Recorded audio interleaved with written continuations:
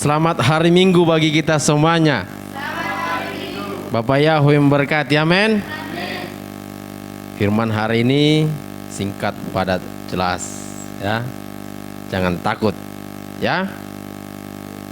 Tapi kita akan belajar sedikit kembali tentang kebenaran firman yang disampaikan oleh hambanya hari ini. Yang saya beri tema, jangan khawatir, ya. Jangan. Ayo katakan dulu kepada diri masing-masing, aku pemberani. Khawatir aku buang jauh-jauh dalam hidupku. Iya, saudaraku yang terkasih, mengapa orang khawatir? Mengapa orang khawatir? Ayo, ada yang tahu? Orang khawatir adalah orang yang karena ada bibit dosa dalam hidupnya. Percaya enggak? Percaya enggak? Saudara khawatir enggak? Saudara takut enggak kalau saudara ada benih dosa misalnya? Saudara disuruh gotong royong sama mentor. Tahu saudara enggak gotong royong? Ada rasa khawatir enggak jumpa mentor? Ada. Jadi orang yang khawatir adalah orang yang ada bibit dosa dalam hidupnya. Ya. Di 1 Petrus 5 dikatakan apa itu? Ayat 7, serahkanlah segala kekhawatiranmu kepadanya. Nya di sini siapa? Yeshua, Bapak Yahweh, sebab Ia yang memelihara kamu. Ya. Kita serahkan kekhawatiran kita kepada Bapak Yahweh. Dengan cara apa? Dengan cara apa kita menyerahkan kekhawatiran kita? Ayo. Dengan cara apa? Berdoa. Ya Tuhan, aku berdoa begini-begini. Begitu? Bukan. Kita kembali lagi, kenapa orang khawatir? Karena ada bibit dosa. Nah, cara menyerahkan kekhawatiran kita kepada Elohim adalah dengan menghilangkan kekhawatiran itu sendiri dengan tidak membuat benih dosa dalam diri kita. Ya, jadi kekhawatiran itu hilang. Ya kan? Bukan berarti kita membuat diri kita khawatir lalu kita serahkan kepada Elohim. Lalu kita, ini Elohim kekhawatiranku. Enak aja. Elohim hanya menjagai kekhawatiran kita. Tugas kita adalah memuji dan menyembah Elohim. Tugas Elohim adalah menganugerahkan, bukan menjagai kita. Ya, tugas Elohim bukan ubah hatiku, bukan. Tugas Elohim bukan mengubah hati manusia. Yang mengubah hati manusia siapa? Manusia itu sendiri. Jadi sangat enak manusia ini, sikit-sikit Tuhan ubah hatiku. Tapi kita sendiri nggak mau berubah. Tuhan ubah hatiku dari rasa malas, tapi kita sendiri pun malas-malasan. Apakah tiba-tiba Bapak Yahweh sim salabim despin jadi rajin tring gitu? Kira-kira gitu enggak? Bukan. Ya, tugas Elohim adalah memberi anugerah. Tugas Elohim adalah menebus kita dari segala dosa. Jiwa kita ditebus. Tetapi tugas kita adalah memuji menyembah Elohim dan mengontrol diri kita sendiri.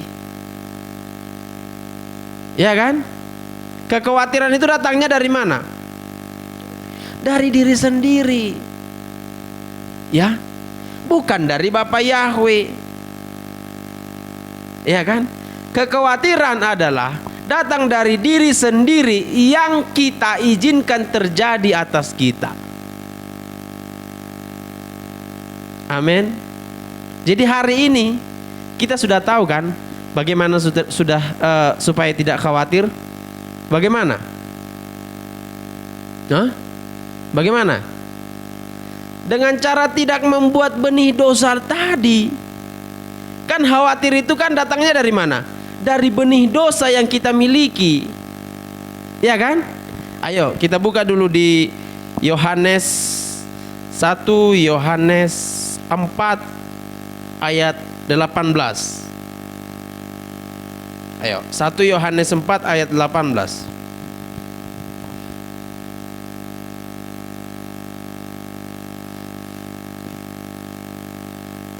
Udah dapat semuanya? Kita baca bersama 2-3 ya. Di dalam kasih tidak ada ketakutan. Kasih yang sempurna melenyapkan ketakutan.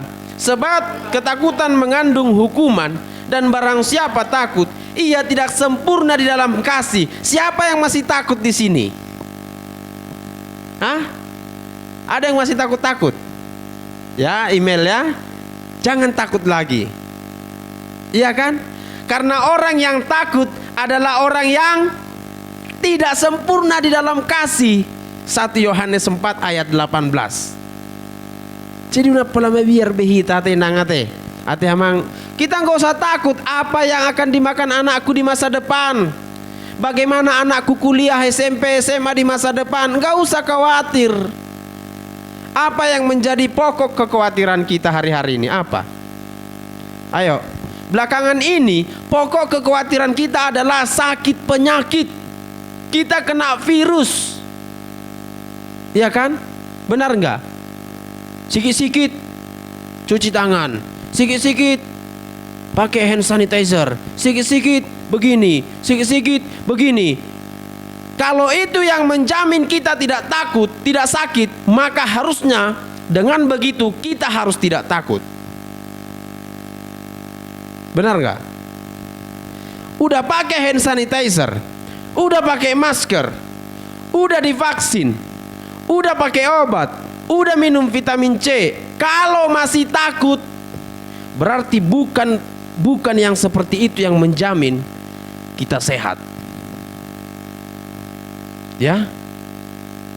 Jadi intinya apa? Intinya adalah milikilah kasih. Karena kasih yang kita miliki akan menimbulkan ketidakkhawatiran. Amin. Iya kan? Jelas firman Tuhan katakan, serahkan kekhawatiranmu. Kenapa firman Tuhan tulis ini? Kenapa dia menulis ini? Karena apa? Karena dia tahu bahwa akhir-akhir ini manusia akan dicekoki dengan rasa ketakutan. Ketakutan apa? Ketakutan jelek. Ketakutan apa? Ketakutan tidak ganteng. Ketakutan apa? Ketakutan tidak memiliki sesuatu. Ketakutan apa?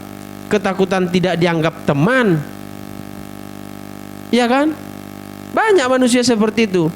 Banyak manusia tidak mau menegur orang hanya karena takut dia tersinggung. Banyak enggak? Nah itu. Kalau masih ada rasa takut itu, berarti kembali ke Yohanes 4 ayat 18. Apa tadi katanya? Tidak sempurna di dalam kasih. Amin. Jadi hari ini berjanji dulu pada dirimu sendiri. Kita kan ada punya 3 kan, dalam oknum dalam diri kita kan, tubuh, jiwa, dan roh. Katakan dulu kepada jiwaku, hai jiwaku. Coba ayo semuanya. Hai jiwaku, sempurnalah di dalam kasih. Ayo 1, 2, 3. Hai jiwaku, sempurnalah di dalam kasih. Iya. Karena kalau kita sudah sempurna di dalam kasih, maka ketakutan pun tidak akan merundung, tidak akan menghantui kita. Kemarin ada adekku Restu yang bilang, ngapain kita takut gelap? Toh nggak ada yang dilihat. Benar juga. Kenapa seseorang takut kegelapan? Kenapa? Istriku takut gelap tuh. Kenapa? Kenapa orang takut gelap?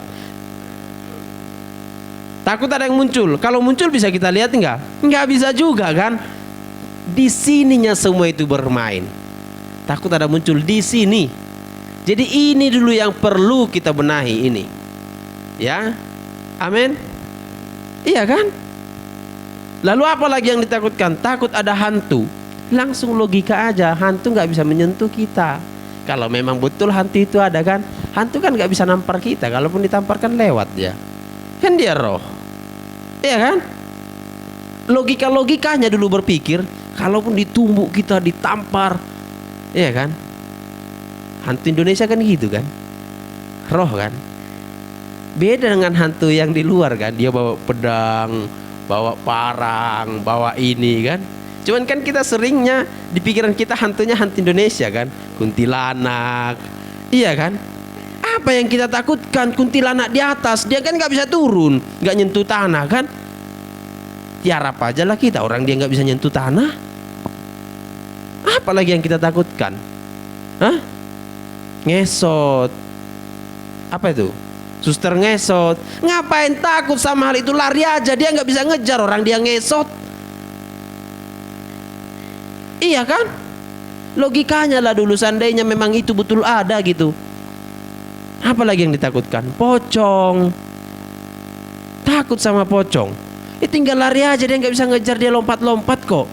Kasih pembatas itu, portal itu, dia nggak bisa lompat, gini-gini aja dia itu. Iya kan? Pocong belum pernah terbang kan? Belum pernah. Apa yang rupanya yang kita takutkan di dunia ini, saudara? Hah? Apa yang kita takutkan rupanya? Apa itu? Genderuwonya yang makhluk gelap itu? Kan kasih senter dia, kasih yang terang. Mereka kan hanya takut ke yang gelap, ya di bawah lampu. Iya kan? Kan hantu yang di pikiran kita kan hantu Indonesia kan? Iya kan? Kecuali ada hantu luar negeri yang bawa-bawa apa dia, kapal segala macam, baru mungkin kita takut. Tapi ini pikiran kita itu hanya dihantui oleh rasa khawatir itu sendiri. Benar enggak? Iya kan? Iya. Jadi saudara, serahkanlah kekhawatiran kita itu, hilangkan kekhawatiran itu, percayakan kekhawatiran itu. Jangan ada lagi benih dosa untuk kekhawatiran dalam hidup kita. Ya, Adam, Hawa, dia khawatir kepada Bapa Yahweh ketika mendengar langkahnya. Karena apa? Hah? Karena dia ngerti ada dosa dalam hidupnya. Benar nggak? Dia ngerti. Adam dan Hawa kan gitu. Dia waktu pertama-tama Adam dan Hawa diciptakan, sering nggak berkomunikasi dengan Bapa Yahweh? Sering. Tetapi saat makan buah yang terlarang, saya mau bilang saudara-saudara, bukan persoalannya makan buah itu ya, tapi persoalannya tidak tunduk, tidak taat kepada Elohim. Itunya persoalannya, bukan masalah buah itu, bukan. Dia tidak taat kepada Elohim untuk pilihannya itu. Elohim berfirman, jangan makan itu. Akhirnya mereka langgar. Nah, itu persoalannya. Nah, saat mereka melanggar peraturan itu, mereka mendengar langkah Elohim. Apa perkataan Adam dan Hawa? Saat aku mendengarkan langkahmu Tuhan, aku takut. Kenapa dia takut? Karena dia sadar dia memiliki dosa. Dia paham dia itu udah salah. Dia ngerti, matanya terbuka, istrinya telanjang. Tadinya dia nggak berbuat dosa, dia nggak paham istrinya itu telanjang atau enggak. Artinya dia tidak melihat kesalahan-kesalahan orang lain. Benar nggak? Iya kan? Tapi setelah dosa menghampiri, akhirnya dia punya nafsu.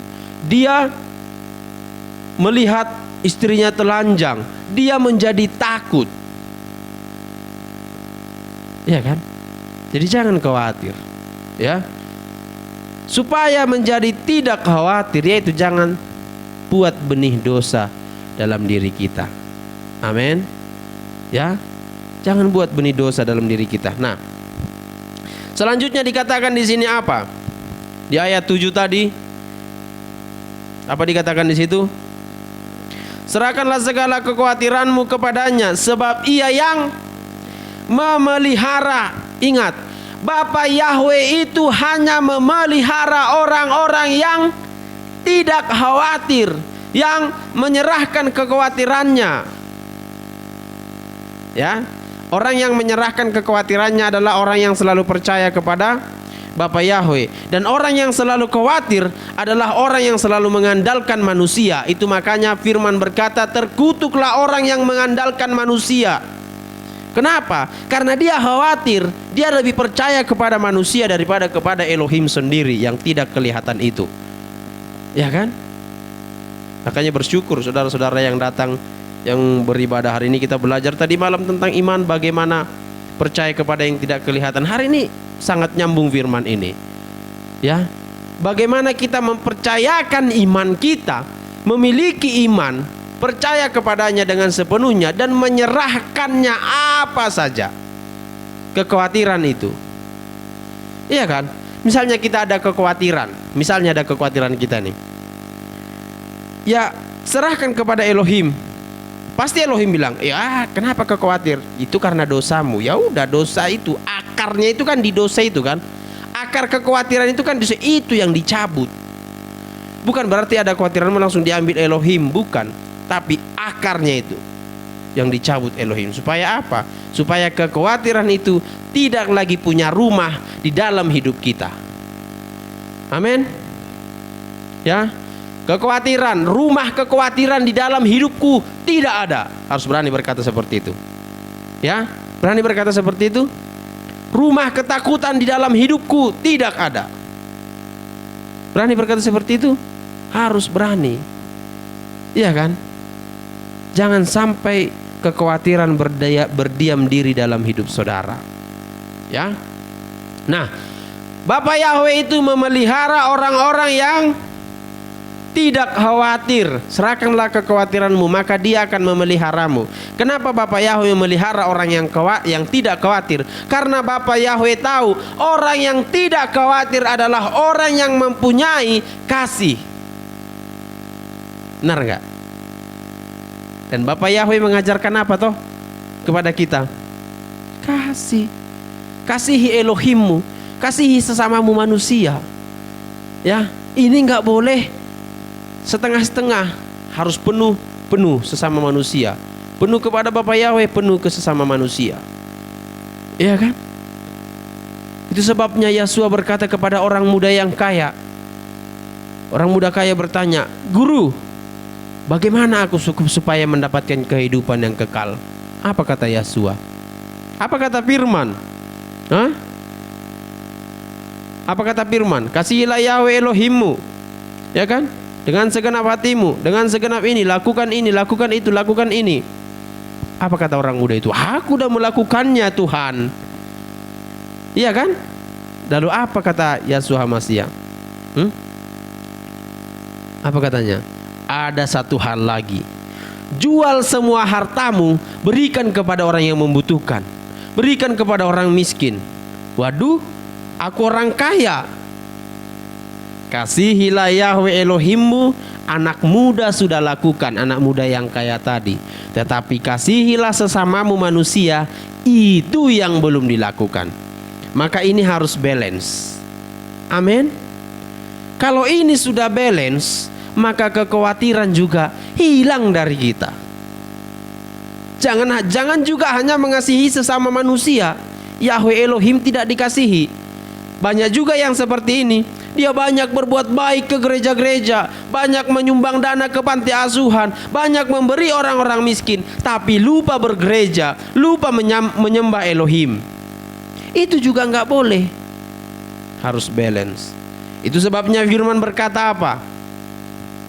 Kalau hidup keagamaanmu tidak lebih dari orang Farisi, pada hakikatnya kamu mati katanya.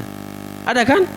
Kalau hidup keagamaanmu tidak lebih dari orang Farisi, bagaimana hidup keagamaan orang Farisi? Rajin beribadah. Mereka memakai perlengkapan-perlengkapan yang diajarkan oleh Elohim. Mereka mentaati perintah-perintah, perayaan-perayaan, hidup keagamaannya. Harus seperti itulah hidup keagamaan kita. Tetapi harus ditambahi dengan kasihilah sesamamu manusia. Ya, supaya sempurna kasih itu dalam diri kita. Karena kalau kasih itu sudah sempurna dalam diri kita, 1 Yohanes 4 tadi katakan, ketakutan hilang. Ya kan? 1 Yohanes berapa tadi itu? 1 Yohanes 4 ayat 18. Di dalam kasih tidak ada ketakutan. Jelas ya. Firman ini sangat jelas. Kalau kau mempunyai kasih, berarti ketakutan harus hilang. Karena di dalam kasih tidak ada ketakutan. Karena di dalam kasih jelas sekali tidak ada ketakutan.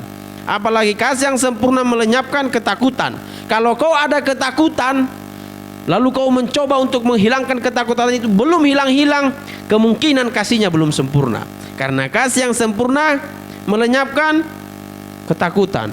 Dan ketakutan mengandung 1 Yohanes 4 ayat 18, dan ketakutan mengandung hukuman. Ya kan?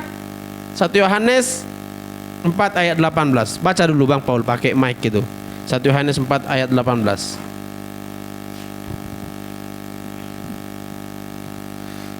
1 Yohanes 4 ayat 18, inilah firman Bapa Yahweh. Di dalam kasih tidak ada ketakutan. Ya. Kasih yang sempurna melenyapkan ketakutan. Ya. Sebab ketakutan mengandung hukuman, dan barang siapa takut, ia tidak sempurna di dalam kasih. Sebab ketakutan mengandung hukuman. Jelas orang yang takut pasti dihukum. Ya kan? Orang yang takut pasti dihukum. Tapi orang yang tidak takut dikaruniai anugerah, diberikan lagi kelebihan, diberikan lagi talenta-talenta. Sama dengan Sadrak, Mesak, Abednego yang tadi malam kita pelajari. Harusnya mereka takut. Siapa yang tidak menyembah patung ini akan dibuat ke perapian yang 7 kali lebih panas. Bayangkan kalau dibuat ke kita seperti itu. Siapa yang tidak menyembah Bapa Yahweh tidak bisa membeli sesuatu, tidak bisa menjual sesuatu, semua hartanya disikat. Masihnya kita menyembah Bapa Yahweh? Masih menyembah Bapa Yahweh enggak? Itulah iman. Ya, itulah iman. Jadi iman itu bukan persoalan meminta, tapi persoalan berkorban, merelakan kebahagiaan. Sadrak, Mesak, Abednego berkata, sekalipun aku dimasukkan ke perapian 7 kali lebih panas, saya tetap menyembah Yahweh Elohimku. Sekalipun dia menolong, sekalipun dia tidak menolong, saya tetap menyembah. Itulah iman. Ya. Maka kita harus berkata, sekalipun Bapa Yahweh memberkati aku dan tidak memberkati aku tetap menyembah Yahweh Elohimku. Itulah iman. Amin. Dan kalau itu sudah terjadi, sudah kita miliki, maka ketakutan, percaya pasti hilang dari kita. Amin. Hilang ketakutan dalam diri kita. Ya. Di ayat 8 dikatakan, sadarlah dan berjaga-jagalah, lawanmu si iblis berjalan berkeliling sama seperti singa yang mengaum-ngaum dan mencari orang yang dapat ditelan. Ya, ditakut-takuti. Ya kan? Singa yang mengaum-ngaum. Mengaum-ngaum artinya apa itu? Menakut-nakuti. Sama seperti apa? Seperti singa yang mengaum-ngaum dan mencari orang yang dapat ditelan. Percaya ya, ditelan, ngaum-ngaum. Ya kan? Jadi hanya ditakut-takuti. Kan mengaum singa itu kan mengaum menakuti kan? Dia itu caranya menakuti lawannya itu. Mengaum dia. Lawannya takut. Karena kalau udah takut duluan, maka nyali udah ciut. Ya kan? Sama seperti yang dibilang tadi sama siapa? Email. Dia udah grogi duluan. Udah takut duluan melihat ada jadwalnya bawa firman. Udah grogi duluan. Udah takut duluan. Nah, ini akan bisa membuat segala yang di pikiran tidak berjalan dengan mulus. Ya. Jadi jangan takut duluan, ya. Berjaga-jaga, sadarlah dan berjaga-jagalah. Bagaimana cara kita berjaga-jaga? Bagaimana cara kita berjaga-jaga? Bagaimana cara kita supaya kita tidak dapat ditelan singa? Supaya aumannya seperti biasa. Bagaimana? Yaitu sadar, menyadari segala sesuatu. Contoh, kita lagi bertikai di asrama, itu harus kita sadari, oh aku bertikai, apa untungnya, apa penyebabnya? Ya. Apa yang salah dalam diriku, bukan apa yang salah dalam dirinya loh. Ya kan? Nah, seringkali kita bertikai, kita melihat apa yang salah dalam dirinya, bukan dalam diriku. Jadi sekarang kita harus apa yang, kalau kita bertikai yang tidak serama, harus apa yang salah dalam diriku. Ingat itu ya. Harus apa yang salah dalam diriku, bukan apa yang salah dalam dirinya. Karena kalau kita yang menyadari diri kita, pertikaian tidak ada. Ya kan? Tapi dianya yang mengajak-ajak aku berantem, makanya gara-gara dia aku berantem. Loh, kalau kita nggak mau, masa dia berantem sendiri, berkelahi dengan dirinya sendiri? Ya kita diam aja. Aku yang salah mungkin, aku yang begini mungkin, aku yang begini mungkin. Ya kan? Entah mulut kitanya yang terlalu banyak mengeluarkan kata-kata, sehingga orang menyikapinya dengan salah. Gitu. Ya kan? Nah, oleh karena itu saudara, iblis itu hanya mengapa itu? Mengecohkan kita, membuat kita takut, membuat kita gemetar. Ya. Jadi mulai sekarang perkatakanlah, aku tidak takut lagi terhadap apapun, sebab aku punya Yahweh yang besar, sebab aku punya Elohim yang dahsyat. Ya kan, waktu peperangan kepada Yesaya, apa pernah baca saudara apa kata Yesua kepada Yesaya? Kok kamu takut sama puntung kayu api itu? Pernah baca? Hah? Jadi saya berperang, Yesaya mulai gemetar. Ya, Bapak Yahweh berkata seperti ini, jangan takut. Ngapain kamu takut sama puntung kayu api itu, katanya. Jadi musuh itu hanya puntung kayu api, bos. Ya, musuh itu hanya puntung kayu api yang bisa kita buang. Namanya puntung kayu api kan? Ya, pernah lihat puntung kayu api? Seperti apa itu? Hah? Di Yesaya 7 ayat 4. Ayo buka dulu. Yesaya 7 ayat 4. Baca dulu Bang Paul.